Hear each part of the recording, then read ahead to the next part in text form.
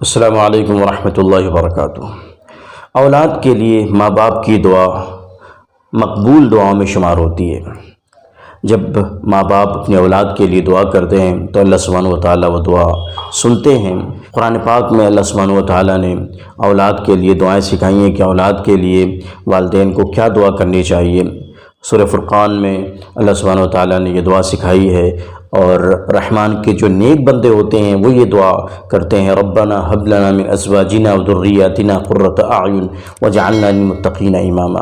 اسی طرح رب اجعلنی مقیم الصلاۃ ومن ذریتی ربنا وتقبل دعا۔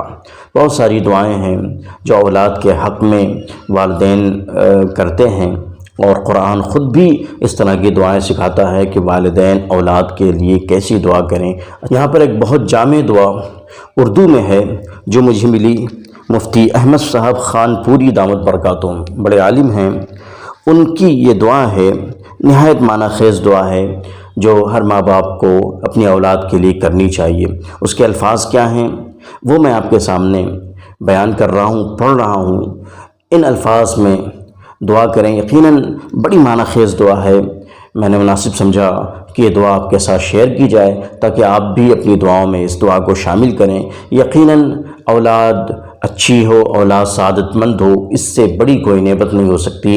دنیا میں بھی وہ آنکھوں کی ٹھنڈک ہوتی ہے، اور آخرت میں بھی ہمارے لیے ذخیرہ ہوتی ہے۔ وہ دعا کیا ہے؟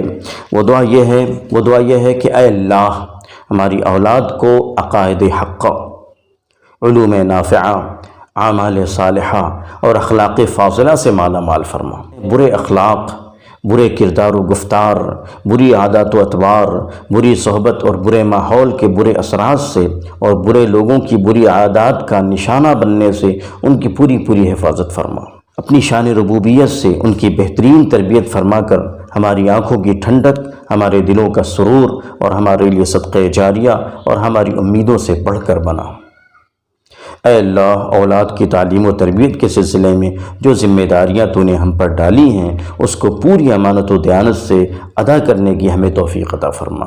نہایت جامع دعا ہے، اس دعا کو اپنی تمام دعاؤں کے ساتھ شامل کر لینا چاہیے، اور قرآن و حدیث میں اولاد کی بہتری کے لیے، اولاد کی صالحیت کے لیے جو دعائیں آئی ہیں وہ تو ہمیں مانگنی ہی چاہیے۔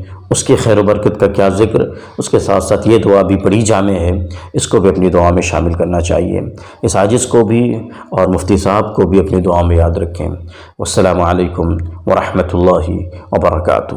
ڈسکرپشن میں نے یہ دعا دے دی ہے، وہاں سے آپ اس کو چیک کریں اور یاد کر لیں۔